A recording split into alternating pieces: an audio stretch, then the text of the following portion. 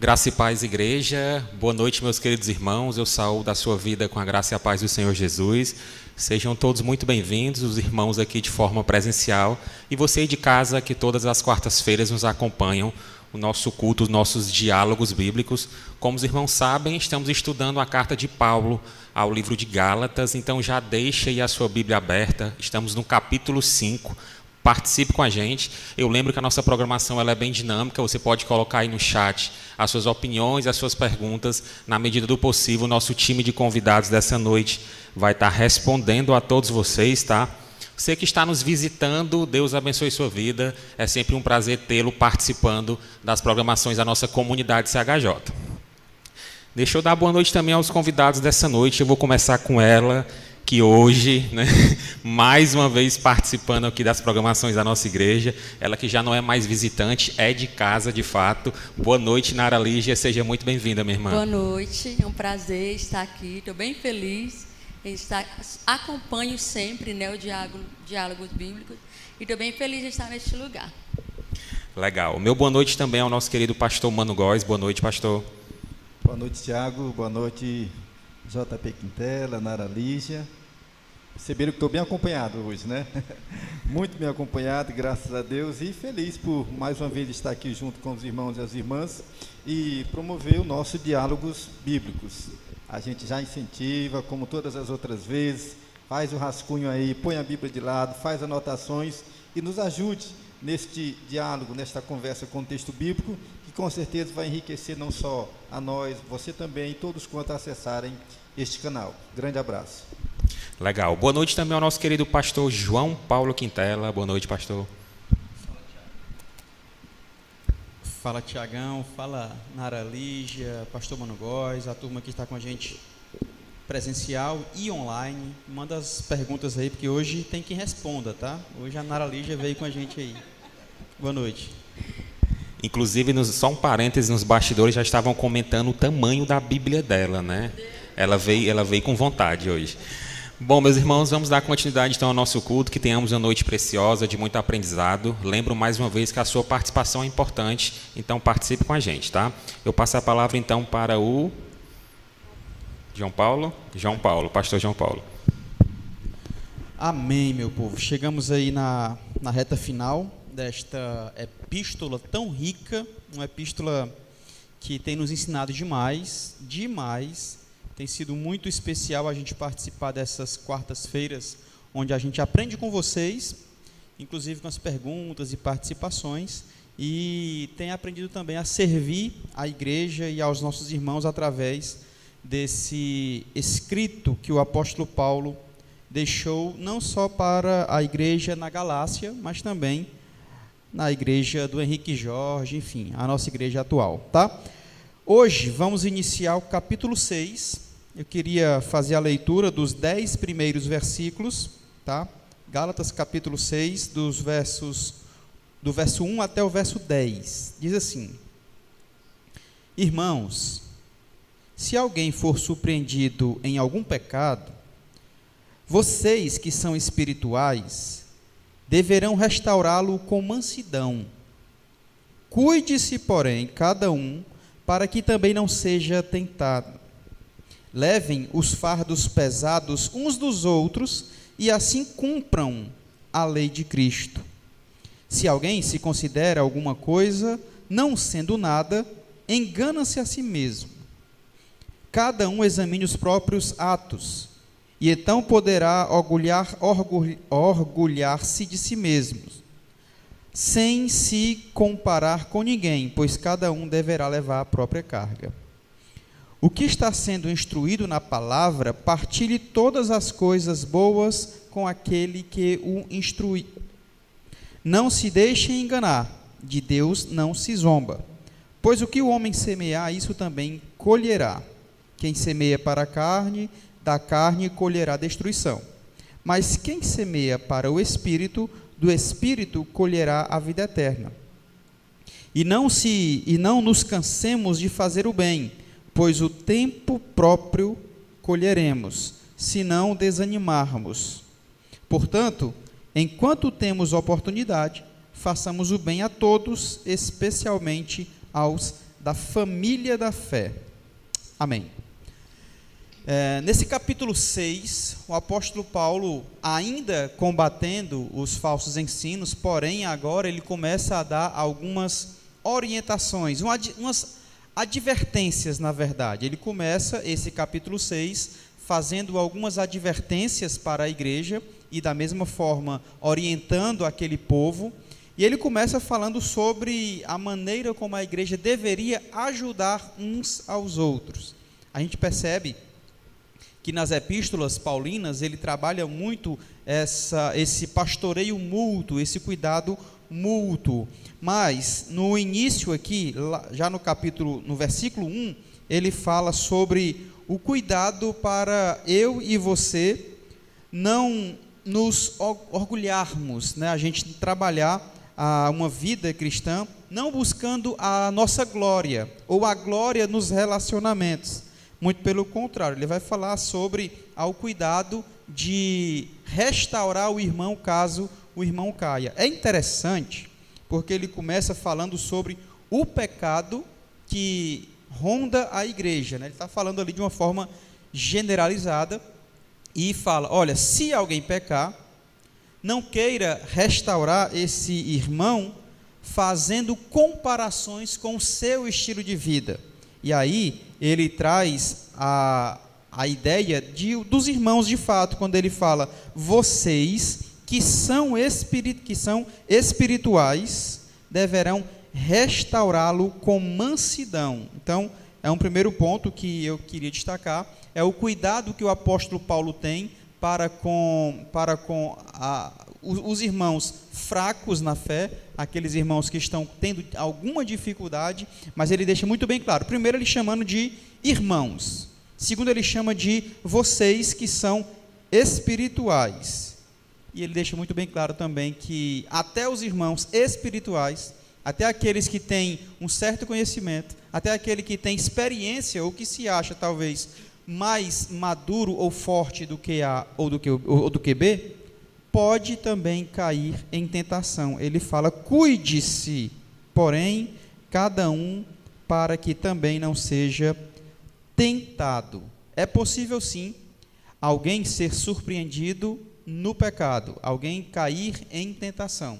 Dentro da igreja? Sim, dentro da igreja também é possível. E aí o apóstolo Paulo nos desafia a tratarmos esse irmão não como julgadores, não como acusadores, muito pelo contrário, ele fala, para de ficar comparando a tua vida com a dele, para de ficar comparando a vida dos líderes, dos fortes com a dele, mas procura a restauração, traz ele para perto e procura restaurá-lo. Não vamos conversar com o irmão com um ar de superioridade, e é onde ele vai tratar a questão do orgulho, né? Se fosse Tim Keller, falaria do ego. Então, não vamos conversar com o irmão ou tratar do irmão com um ar de superioridade, mas com o intuito, de fato, de restauração, e uma restauração, óbvio, trazendo ele para perto e para o centro, mais uma vez, da comunidade, olhando sempre para o Evangelho.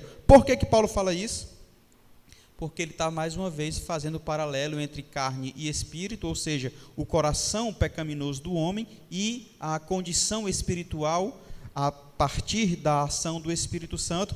Ele está fazendo, mais uma vez, a distinção entre lei e graça, e ele está falando, quando eu olho para a graça do Evangelho, quando eu olho para o cuidado de Deus em Cristo Jesus para com a sua igreja, eu encontro um paradigma, é a partir daí que eu tenho que cuidar do meu irmão mais fraco, não como acusador, como os falsos mestres ou fariseus faziam, mas como Cristo. Tanto é que no versículo mais na frente ele vai falar a lei de Cristo, mais uma vez combatendo os falsos mestres, que queriam pregar a lei como condição para a justificação. Ele fala, não, a lei é de Cristo, e a lei de Cristo é o amor. Ele fala isso no capítulo 4 e fala também isso no capítulo 5. Oi. Pois é, muito bacana esse texto. Eu até fico me perguntando o que estava passando na cabeça de Paulo, né? Se nessa maneira, ele está falando de uma guerra, né? De uma disputa, de uma briga anteriormente, de repente, ele cai numa prática pastoral, numa fala pastoral, e a gente fica pensando o que está acontecendo com Paulo. Se tinha alguém ao lado dele, que aproveitou também e disse, olha Paulo, também está acontecendo isso lá. Aí, é mesmo, vou falar sobre isso. Aí trouxe o tema, ou se ele está linkando com o que ele falou anteriormente. De qualquer maneira, pensando assim numa vista panorâmica, em toda guerra tem feridos, não é isso? Em toda guerra tem feridos. Então, eu acho que aqui não era diferente. E parece que Paulo talvez jogue o coração pastoral pensando talvez nessas pessoas, né? A essa altura, quando estamos em qualquer disputa, né? E no mundo religioso principalmente, no meio das disputas a gente toma partido e a gente vai estigmatizando pessoas, né? E daí isso sempre pode ser um empecilho, né? A graça que tanto Paulo defende. Daí nada mais natural do que ele ser atencioso a isto e pensar no meio dessa disputa em cuidar daqueles que estão feridos, que talvez não fossem nem diretamente responsáveis ou estivessem à frente desse tipo de dificuldade que está acontecendo, tá bom? Daí ser muito importante esta finalização de Paulo.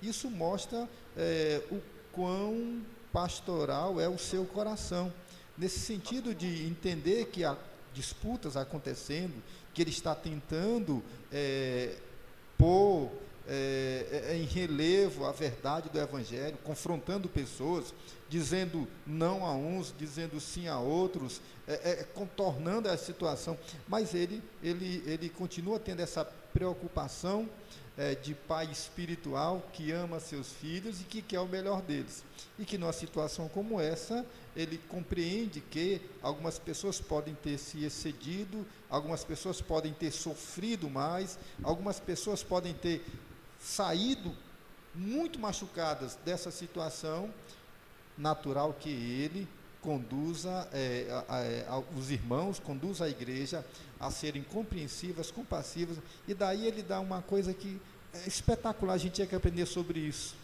mas muito mesmo, e urgentemente, né? Que as nossas questões de ordem doutrinária, as nossas questões em termos de defesa das nossas crenças, né?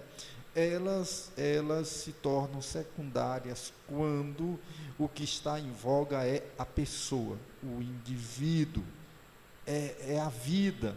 E parece que isso aí, ao tratar disso, ele coloca isso numa evidência muito grande, né? De que a preocupação principal de Deus é gente, né?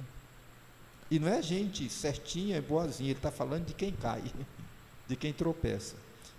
Bom lembrar que a palavra que ele está utilizando aqui, cair, nessa queda espiritual, não está falando de alguém que vive uma vida torta não, viu?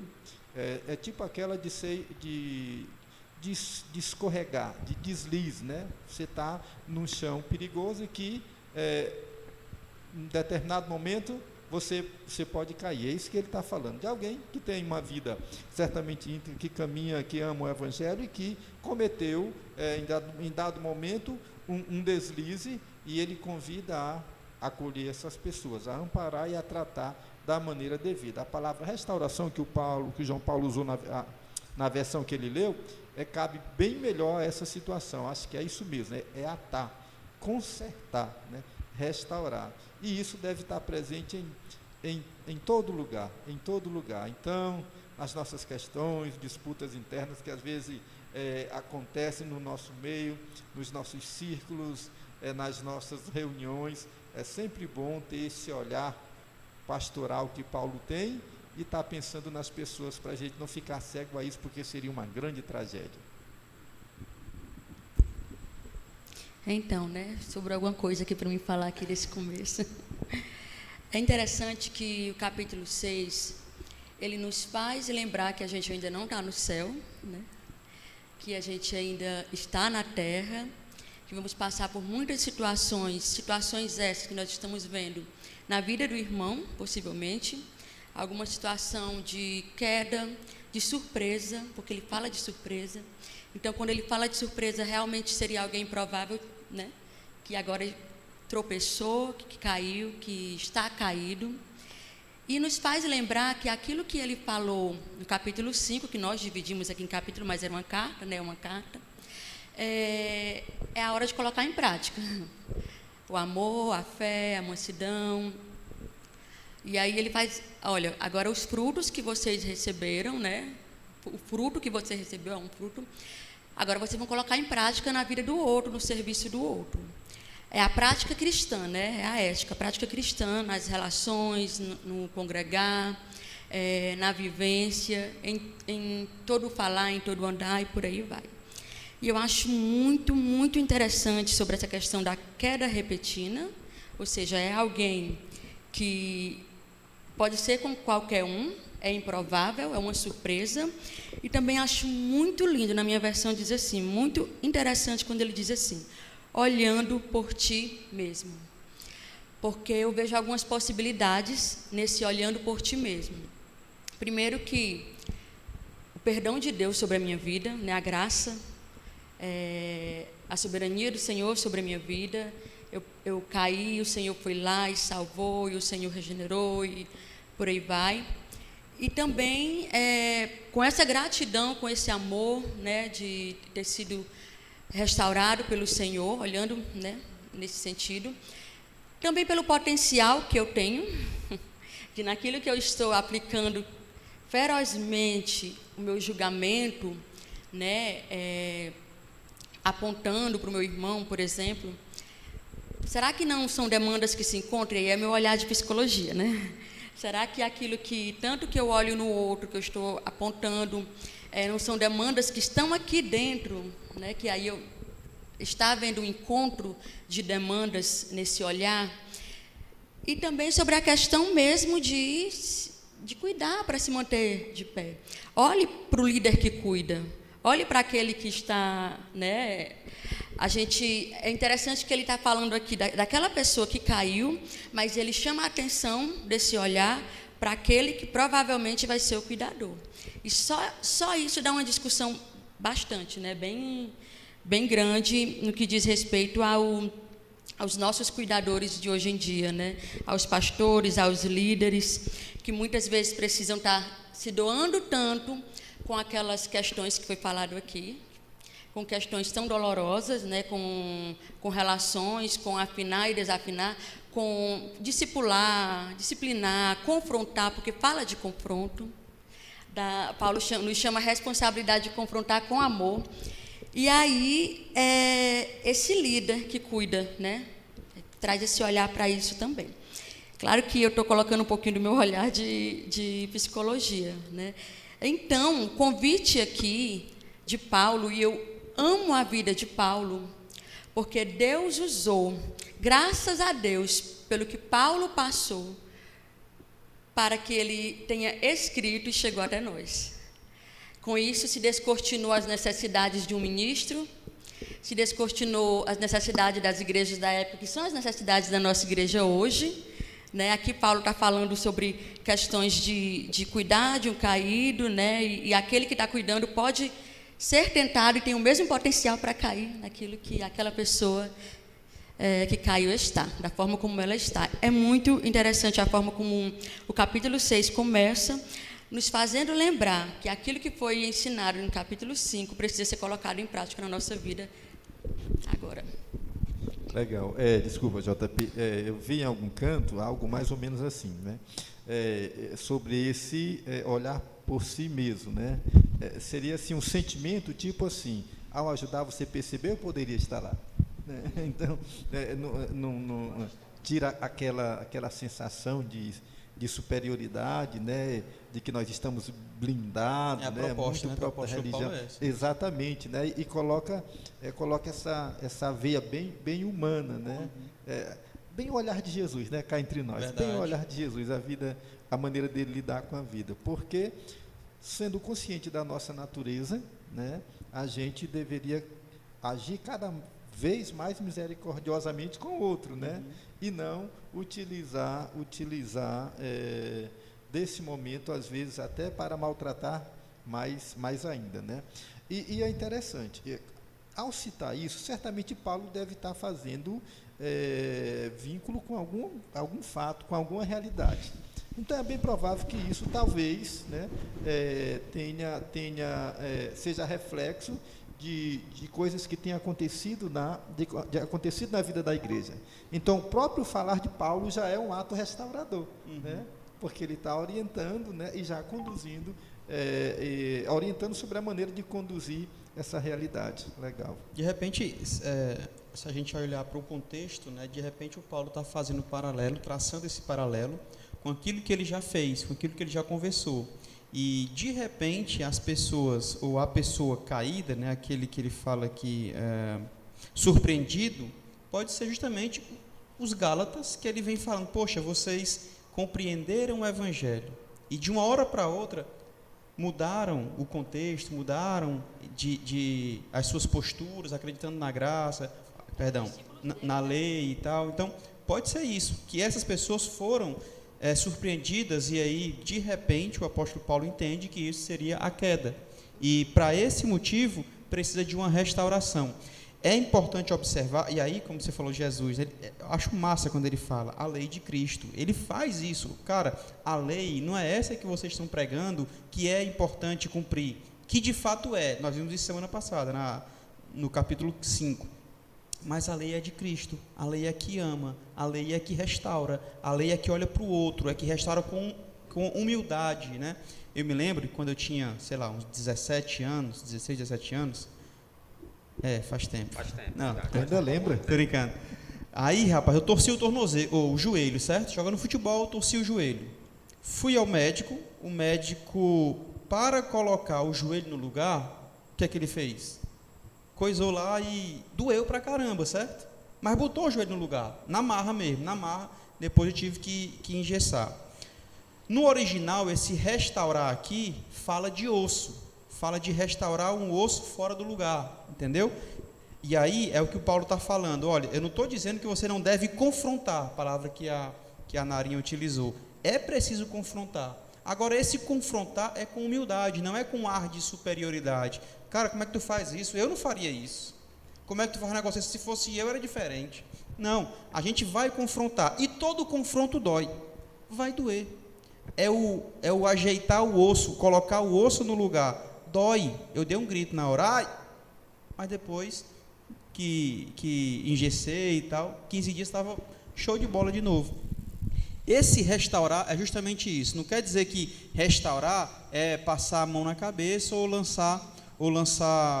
esconder o pecado. Não, a gente vai conversar, confrontar com o intuito, e aí esse é o objetivo, com o intuito de restaurar, com o intuito de ajudar o irmão. Tanto é que no contexto Paulo fala de levar os fardos uns dos outros, e esses fardos pode ser sim a questão da restauração, dos deslizes, dos pecados que a gente acaba cometendo todos os dias, né? Então, pode também ser isso.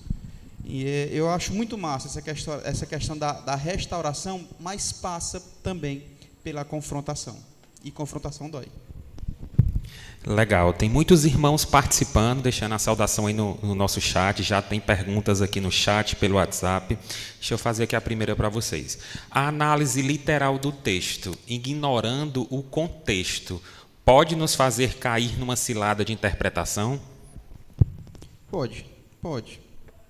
E eu acabei de falar algo parecido, né? Se você tirar qualquer texto do seu contexto, você pode ter um problema grande e gerar um problema grande. Se eu olhar só para cá, eu posso dizer que, tudo bem, eu vou fazer vistas grossas, pode ficar pecando e tal e tal. Não é isso que o texto está falando, não é isso que o Paulo está falando. Então, sim, pode ter um problema se você tirar o texto fora do contexto.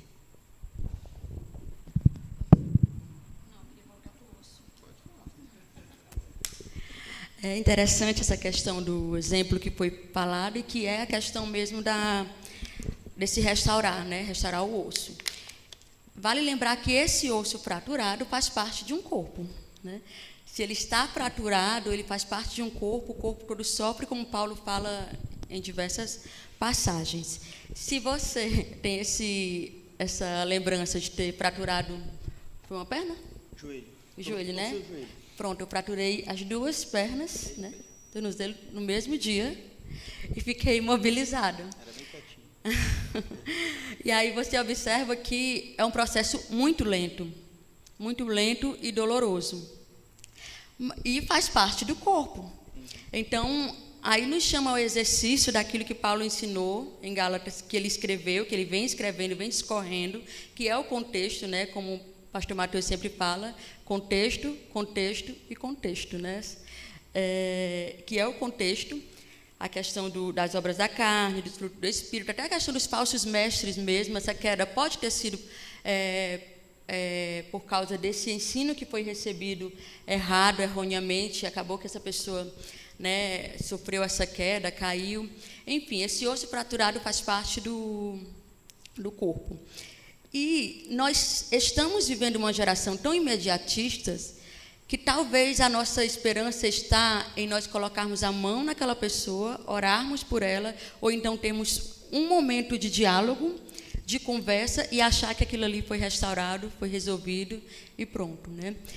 O exemplo do osso, né, essa ação aqui do osso fraturado, ele nos faz lembrar que pode ser um processo demorado, que pode ser um processo que vai demorar um tempo, que talvez exija muito daquela pessoa que está cuidando, né, que exija muito tempo, exija bastante investimento, mas quando o osso estiver saudável, todo o corpo também vai estar saudável, né?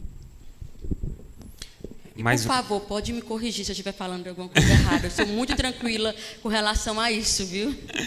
Legal, Nara. Mais uma pergunta. No versículo 6 diz: e o que é instruído na palavra, reparta de todos os seus bens com aquele que o instrui.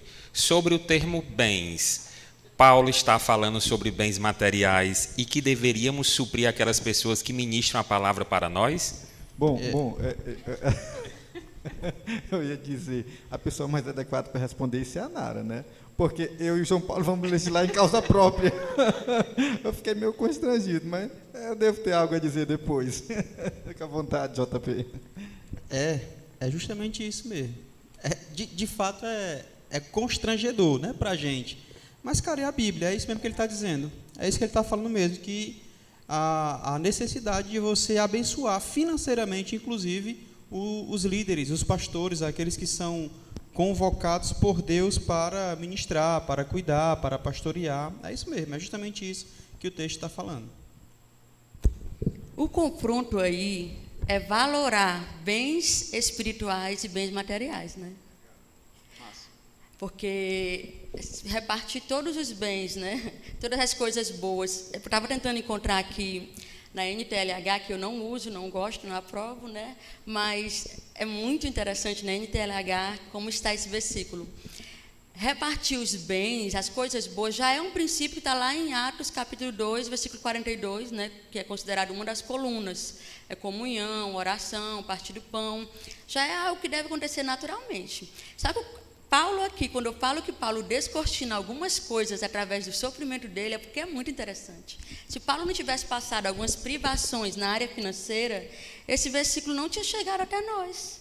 Talvez, se há algum tipo de constrangimento e de confusão hoje em dia em relação a isso, imagine se não tivesse, né? Imagine como os ministros iriam sofrer.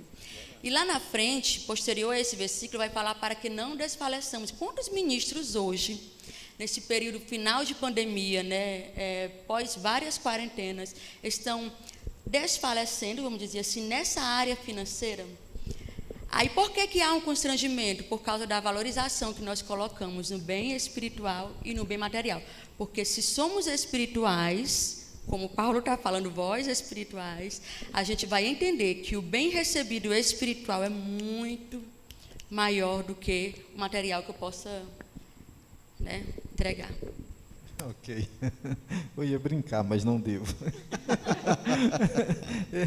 Eu ia fazer umas trocas. Mas é assim, gente. Dá tempo. Hã? A gente ficou curioso agora. Bom, gente, é assim. Esse, para mim, particularmente, esse sempre foi um tema inquietante, né? Inquietante. Porque, por um lado, a gente acaba aspirando uma certa liberdade, né? Uma certa liberdade. E parece que, às vezes, esse fato da manutenção, ou do cuidado financeiro com aquele que pastoreia, que ensina, que cuida, né? Parece colocar assim uma certa limitação, né? E eu ficava meio inquieto com isso. Então, somente no início do ministério, eu sempre lutei, me esforcei para ter minha independência, né? Para lutar, para ganhar o próprio dinheiro, né? Chega um momento em que acaba havendo um conflito, né? Porque as demandas pastorais acabam ficando grandes, aí você fica dividido e você não consegue, às vezes, dar de conta. Mas uma coisa interessante que a gente pode pensar nesse versículo também é o seguinte: aquele que dedicou-se ao ministério acabou abrindo mão de outras como é que eu chamo? De outras conquistas. Então, ele acaba sacrificando algumas conquistas pessoais. Daí, parece que eu vi alguma coisa nessa direção. Paulo está querendo aqui equilibrar as coisas, porque você vai ter, por exemplo, na comunidade, pessoas que se dedicaram pessoalmente às suas conquistas pessoais, profissionais, que foram bem-sucedidos, mas para aquele outro que se dedicou ministerialmente, acabou sendo cerceado isso, acabou sendo limitado, porque ele não teve tempo para fazer isso. O que ele está querendo é exatamente o que a Narinha falou, tentando dar um equilíbrio nisso aqui, né? Seria, de fato, uma valoração do serviço, daquilo que se faz. Isso é um processo de consciência para nós mesmos, né? Porque, por vezes, assim, eu, pastoralmente, me sinto meio indigno, né? Tipo assim, tem que receber mesmo, né? E fica meio constrangedor, e não é. Então, essa palavra de Paulo, pelo menos, nos deixa melhor, né? nos faz nos sentir melhor, sabendo que, se é uma instrução bíblica, se é uma orientação bíblica, a gente não se sente tão constrangido, né? Como às vezes a gente fica, às vezes, em alguns momentos, né? Por conta disso. Isso, acho que Paulo está trabalhando isso também, até porque, quer queiramos ou não, neste caso aqui de Gálatas, por vezes esse tema é trazido à tona como mestres interesseiros que queriam, né, obter lucro com isso, né? Então, poderia pensar, ao final da carta, todo mundo fica assim: então a gente não deve manter ninguém, porque pode surgir sempre o interesse. Aí aqui ele está dizendo que, digamos, colocando as coisas de maneira equilibrada, né? Não. Há questões justas, dignas, né, que é esse o caso, e a gente não pode, por conta de alguns maus exemplos, digamos assim, né, penalizar aqueles que dignamente têm se dedicado ao Evangelho. É um combate, né? A gente sabe que essa epístola está combatendo muito os ensinos errôneos, tanto é que nos capítulos anteriores ele vai falar: pessoal, essa gente aí está querendo só aproveitar vocês, né? Então, estão querendo se beneficiar de vocês. Nós falamos aqui no capítulo 4. E o próximo versículo, no caso 7, meio que complementa o que ele está falando. Olha, vocês precisam sim contribuir com o pessoal que está instruindo vocês na palavra, porque de Deus não se zomba. Ou seja, essa galera aí está ensinando errado e talvez zombando de Deus, se aproveitando de vocês na palavra, ou querendo ludibriar vocês, né? Como é que diz o versículo 7? Não se deixem enganar, de Deus não se zomba, pois o que o homem semear, e aqui já é um outro contexto, mas já é um outro ponto que a gente vai falar mais na frente. Mas, assim, dentro desse contexto é isso. Ele está falando: não se deixem enganar, não se deixe levar pelo que esse povo está falando, dizendo que eu não sou apóstolo, dizendo que eu não tenho moral para falar, dizendo que o que eu tenho ensinado não é exatamente como vocês devem viver, porque de Deus não se zomba e tal. Acho que tem muito disso, né, desse contexto que a gente vem falando desde o primeiro capítulo.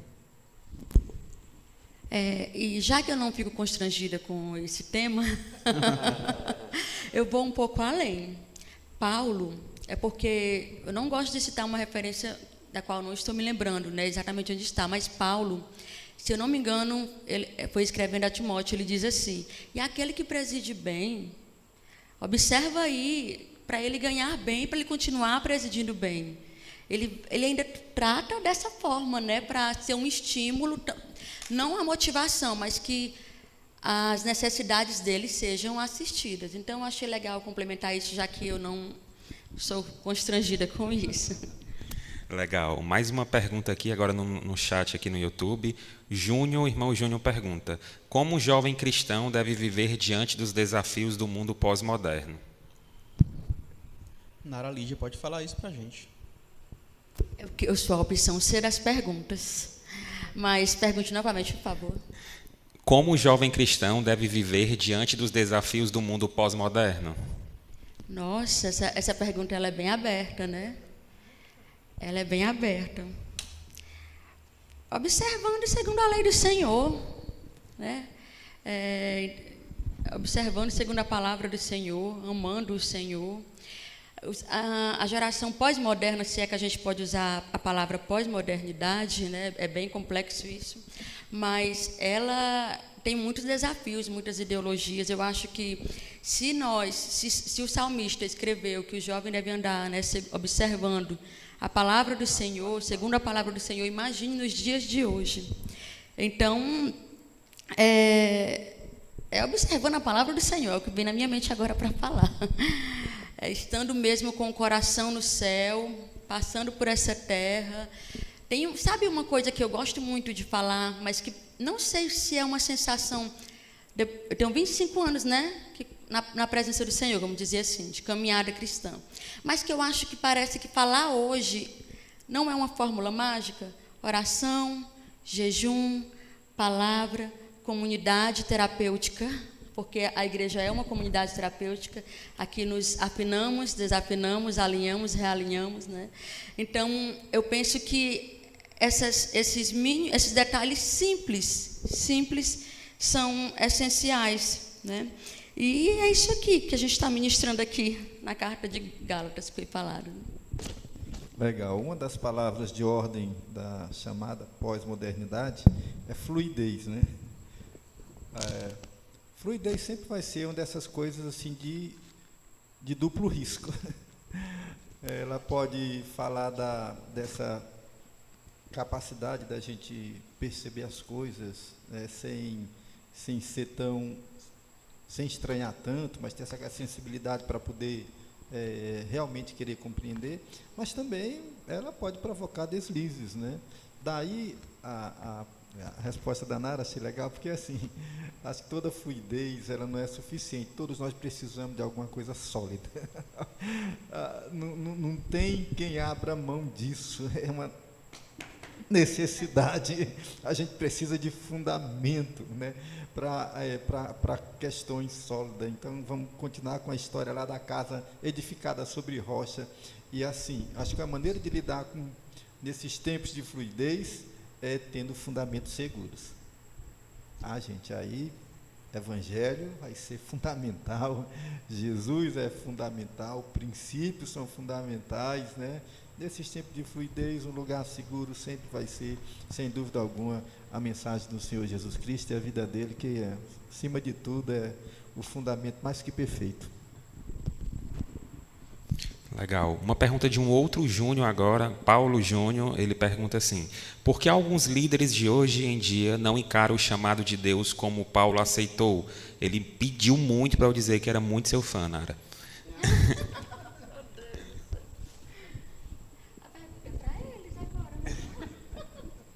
Pai, qual é a pergunta aí? Repete. Por que alguns líderes de hoje em dia não encaram o chamado de Deus como Paulo aceitou?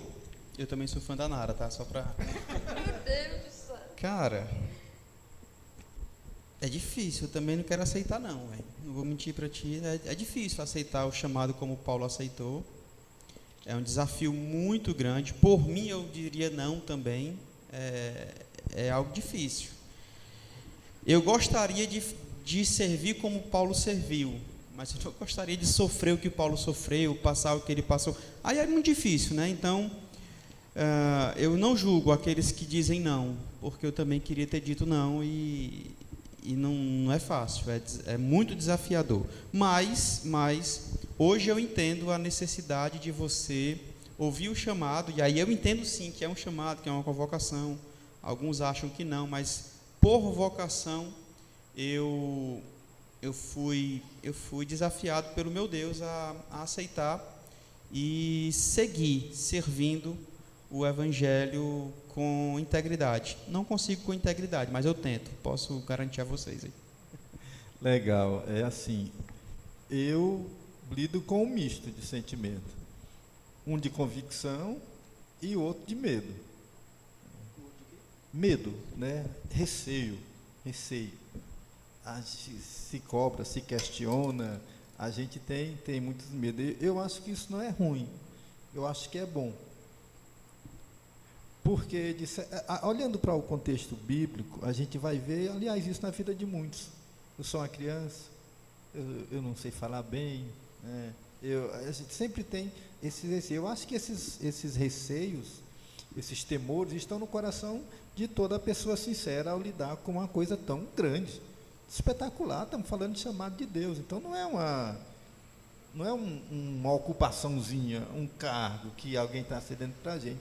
Está dizendo que a gente vai caminhar num caminho proposto pelo soberano, o eterno, o Deus imutável, incompreensível, que para a gente compreender um pouquinho dele, ele tem que se revelar.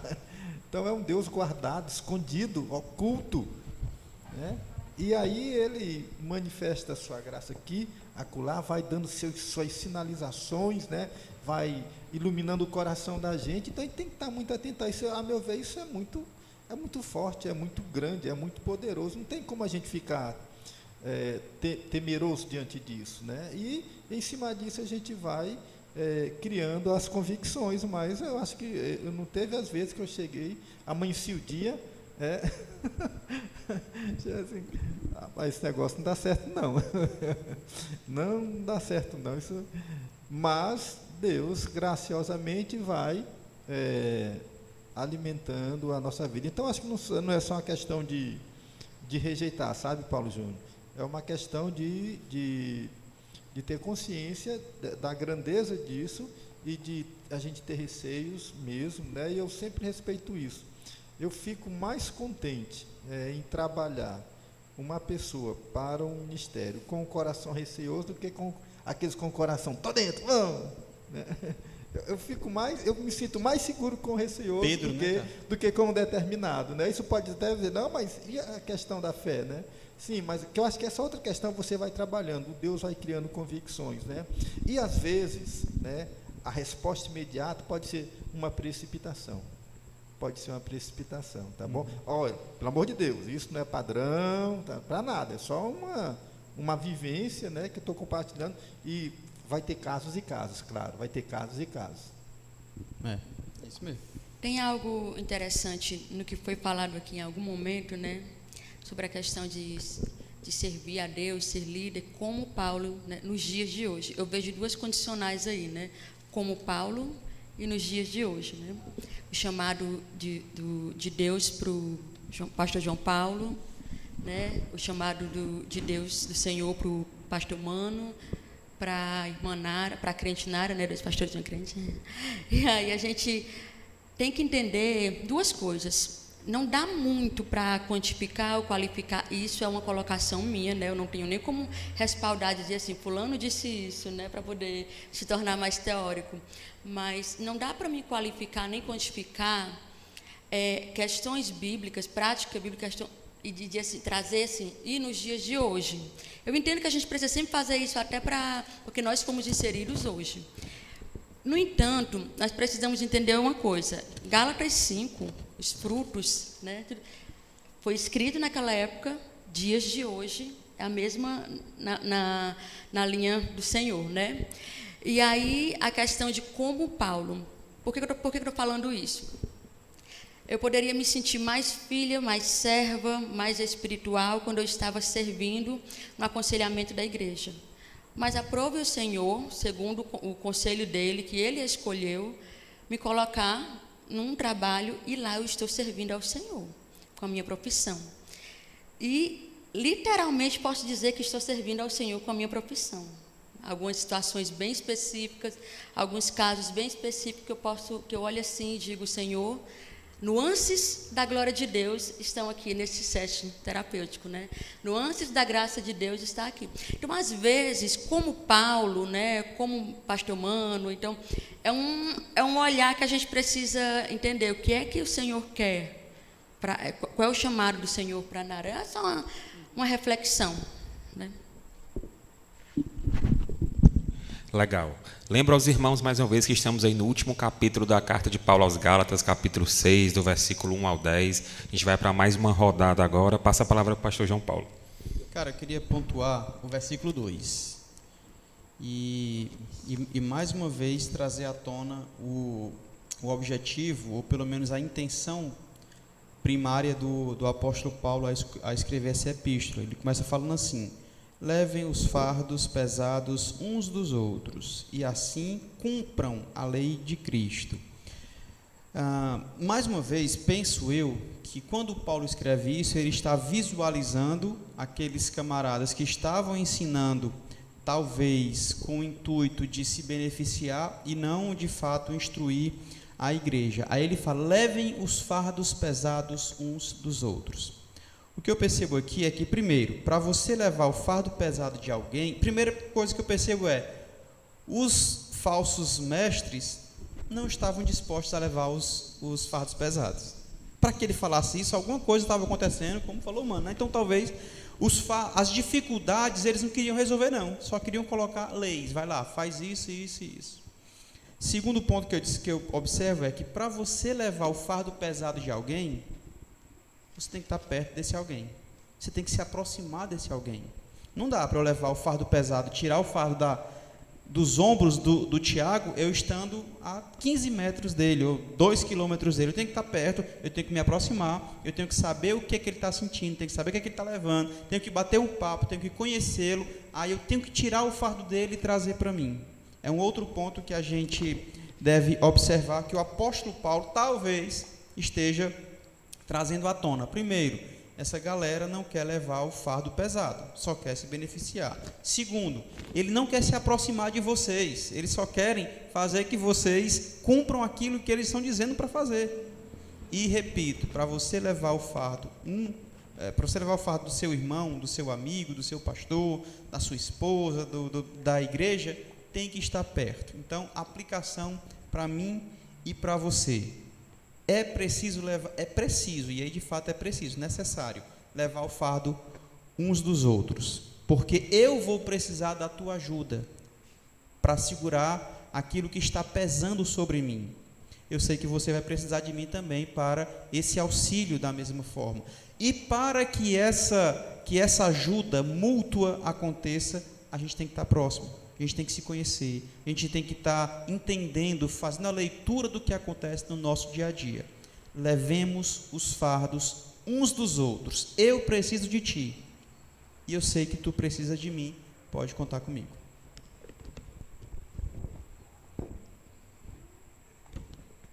Legal. Paulo fala de levar a carga um dos outros, depois do fim que cada um leva a sua própria carga. É que Paulo está querendo mesmo. Sei que ele está falando de carga, de fardo, né? Mas é bacana que isso contrabalanceia, né? Sobre responsabilidade com o outro, responsabilidade consigo mesmo, das coisas que a gente deve levar do outro, mas também das coisas que cada um deve levar, né? Da carga que cabe a cada um, né?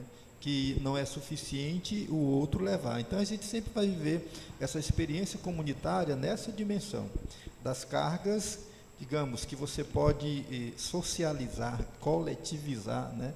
E assim, junto a gente está nesse processo de autoajuda. No entanto, isso também precisa ser entendido que há fardos e há cargas que cabe a nós individualmente carregar. Ninguém pode fazer isso, porque é muito comum, algumas vezes, a gente ter algumas personalidades, né, na comunidade cristã que acabam achando que eles precisam ser atendidos, assessorados, cuidados integralmente por todo mundo. E eu temo que esse tempo que a gente está vivendo agora, né, de muitas crises, de emoções bem complicadas, esteja gerando esse certo sentimento, né, que acaba gerando um sentimento de autopiedade, de autocomiseração. Daí, se a gente alimentar isso, esse indivíduo não cresce. Bom, a Nara é melhor para falar disso do que eu, né? Mas ele não avança, não progride, não tem um ser amadurecendo, né? E a gente percebe isso. Por isso é bom linkar esses dois versículos, né? Carregar a carga um do outro, mas saber que cada um de nós também tem uma própria carga, um próprio fardo para carregar, para a gente dar exatamente esse equilíbrio, né? Porque isso é importante para a nossa vida, para a tua vida, que a gente compreenda isso. Há momentos que a gente realmente precisa, o negócio fica pesado. É necessário alguém, um ombro, um ouvido, uma mão, né, estendida, mas há momento, velho, que não tem para onde eu correr, não. É eu que tenho que levar mesmo, e eu tenho que entender isso, e com fé, com convicção no coração, levar o que eu tenho que levar. Diga, Nara. É que nem eu li num determinado comentário, cada soldado leva a sua mochila e o exército carrega a bagagem da guerra, Legal. né? E assim eles vencem a guerra. Massa. O que eu penso aqui também, mano, quando ele fala, aí tem esse pois aqui, pois cada um deverá levar a sua própria carga. Eu também penso aqui, assim, que eu preciso ter consciência de quem eu sou, eu preciso ter consciência das minhas lutas, eu preciso ter consciência dos meus limites, inclusive, porque, vamos lá, a carga do meu irmão A é dinheiro, a carga que ele pesa, que ele leva consigo é financeiro, tá? Ou então sei lá, palavrão. E se esse também é o meu limite ou a minha dificuldade, eu não vou conseguir levar o fardo dele, não vou conseguir contribuir com ele, não vou conseguir ajudá-lo nesses pontos, nessas demandas. Então, assim, quando ele fala, você também deve levar a sua carga, calma, observa. Ele fala aqui, versículo 4, cada um examine os seus próprios atos. Eu preciso me examinar, eu preciso saber quem sou eu preciso saber dos meus limites, porque muitas vezes eu quero resolver os problemas do mundo inteiro. Todos os problemas do mundo eu consigo resolver porque eu sou fera. Paulo está dizendo, não. Segura os teus problemas primeiramente. Saiba quem você é. Então você poderá orgulhar-se de si mesmo sem se comparar com ninguém, sem achar que você é o Todo-Poderoso. Aí ele finaliza, pois cada um deverá a sua própria carga. Penso que é nesse sentido, de que eu preciso saber até onde eu consigo ir, para não dizer para o Tiago que eu vou levar as cargas junto com ele, o fardo junto com ele, e os dois desmoronarem. Aí fica mais complicado. E aí Paulo estava trabalhando preventivamente a igreja para não entrar para que os ministros não entrem em um burnout, em um cansaço excessivo, né? Engraçado que sem o conhecimento de causa, vamos dizer assim, ele estava trabalhando já uma patologia que acomete muitos gerentes, muitos ministros mesmo, pastores hoje em dia, depois nesse período difícil que a gente está passando, né? Estamos atravessando. Nos versículos 7 e 8, o que Paulo nos ensina é que não podemos zombar do Senhor, pensando que podemos fazer o que bem entendermos, e mesmo assim colheremos bons frutos, seremos abençoados. Quando a gente comentou sobre isso em algum lugar, a gente vive num tempo com um discurso muito comum no meio evangélico, que é o amor, né? Então, o amor está sendo uma ferramenta de discurso que serve para muitas intenções, né? Então, assim, hoje, quando se fala com amor, você tem que entender bem qual é o contexto, né? De cada fala, né? De cada personagem, né? Para a gente compreender bem isso. Porque, por vezes, ele é apenas utilizado como uma argumentação qualquer defesa pessoal, né, que a pessoa tenha, aí vai utilizando esse termo, né. Parece-me que o texto está falando sobre, acima de tudo, né, está falando sobre causas e consequências, principalmente consequências, né. O texto, mais do que ser, digamos, uma palavra incisiva no sentido de punições de Deus, que acredito não seja o caso, né? Mas de consequências de decisões, de escolhas, de ações, vamos ter as consequências. Eu vi também em algum lugar recente que fala sobre cicatrizes, né? Bom, as feridas são curadas, mas ficam as cicatrizes, né? E a gente tem que entender que eu acho que isso é uma coisa importante, essa ideia de sermos compromissados conosco mesmo, né? Eu não estou falando aqui de individualismo, estou levando para essa ideia do ego, não, mas no sentido de sermos responsáveis, né, conosco, no que diz respeito a sermos mais ponderados, mais amadurecidos, mais cautelosos nas nossas ações, decisões, nas escolhas, naquilo que a gente faz. Porque essas questões dando errado vai refletir sobre nós mesmos. E não significa que o Senhor a graça dele vai continuar com a gente. O amor também, o cuidado também. Mas uma decisão, uma ação errada, ela vai trazer inevitavelmente consequências. Ela vai trazer consequências. E a gente precisa aprender a lidar com elas, né? Elas vão continuar. Sei lá, tipo, Deus perdoa os meus pecados. Pô, mas se eu fui, por exemplo, um criminoso, matei, Deus me perdoou, estou bem, de boa com Deus, né? Mas o meu crime está lá. Isso não vai mudar, né? Eu vou carregar esse estigma, essa cobrança, né? Eu vou ter a consequência, né? Então, a gente tem que ter esse cuidado de entender bem isso, não, para a gente não pegar e acabar justificando tudo debaixo de um discurso de amor, né? Lógico que o amor tem nem o que falar, é incrível, né?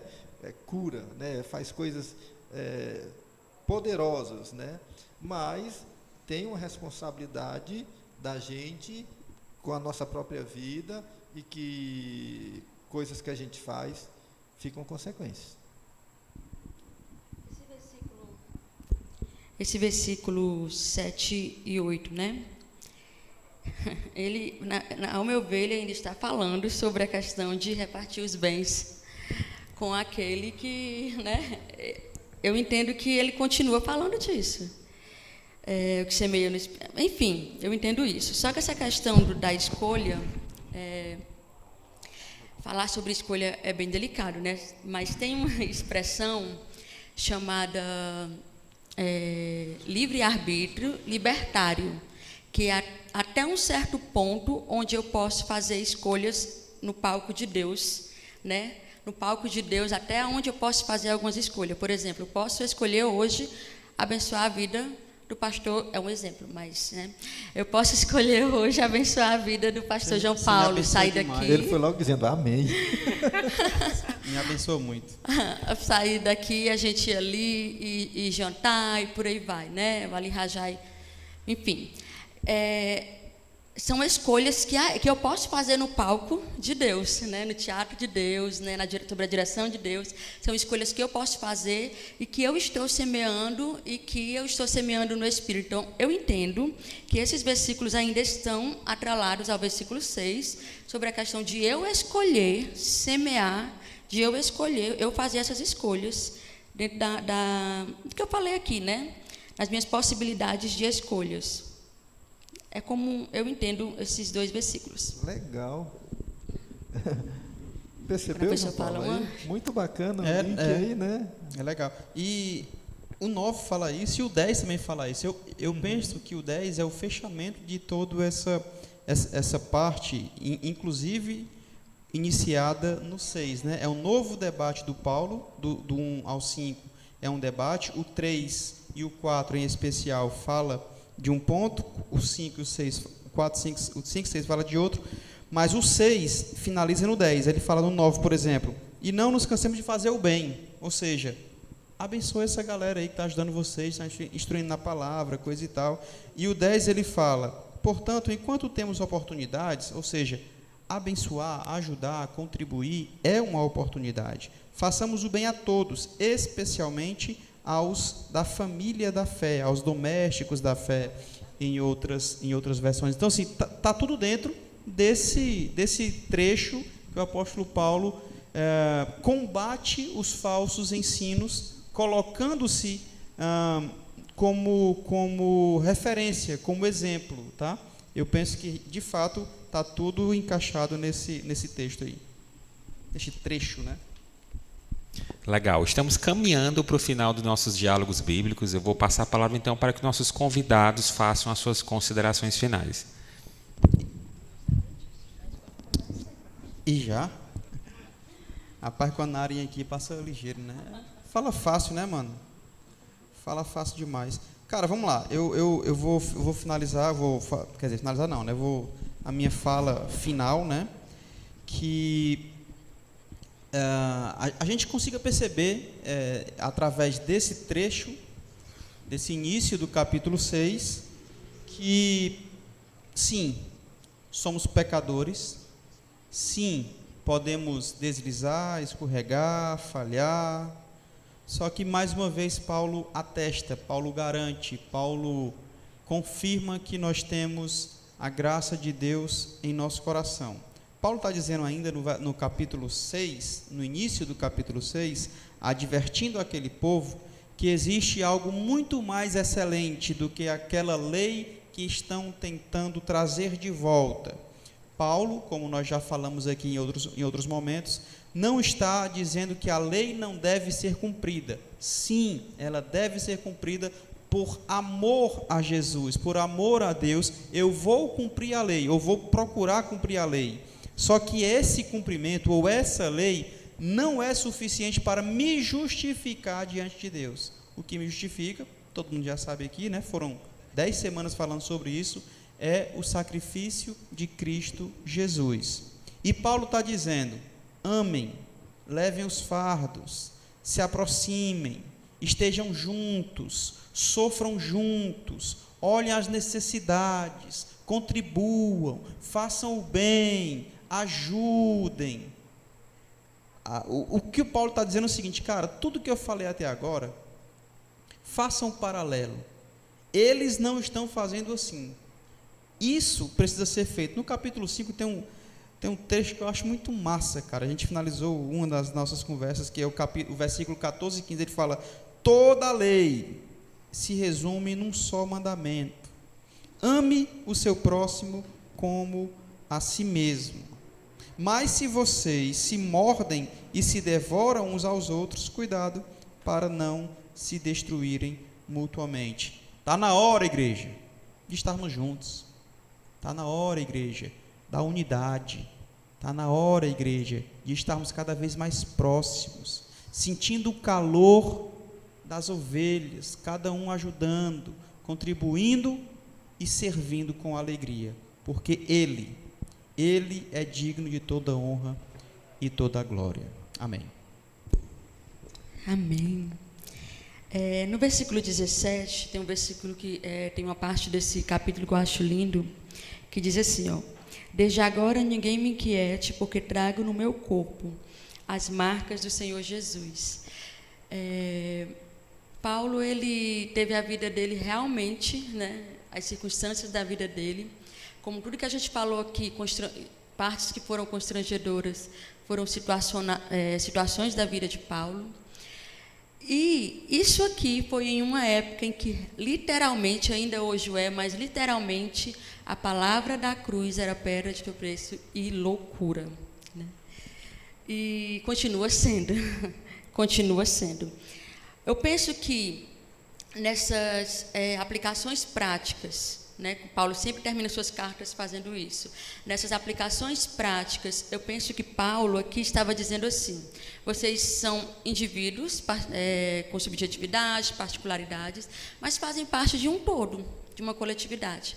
Portanto, para que haja uma boa engrenagem, cada um leve a sua mochilinha, a sua carga, e no que for necessário, levem as cargas uns dos outros, né? E aí a gente vai conseguir ter condições de levantar o caído, de ajudar, trabalhar o osso fraturado, de olhar para nós mesmos, entendendo a graça do Senhor Jesus, que nos salvou, que nos curou, que cuidou de nós, e ter condições de confrontar em amor. Amém. Legal, eu quero ficar com os 2 versos finais desta primeira perícope, 9 e 10. Não nos cansemos de fazer o bem, porque a seu tempo ceifaremos, se não houvermos desfalecido. Então, enquanto temos tempo, façamos o bem a todos, mas principalmente aos domésticos da fé.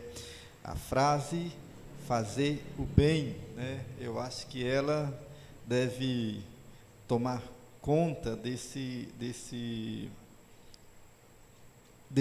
texto bíblico da nossa vida, da prática da igreja. Fazer o bem incansavelmente, né? Fazer o bem sem se cansar é a primeira coisa necessária, né? Fazer o bem sabendo que haverá colheita. Então, todo bem feito, todo bem realizado, não fica desapercebido do olhar de Deus, né? Do olhar gracioso de Deus.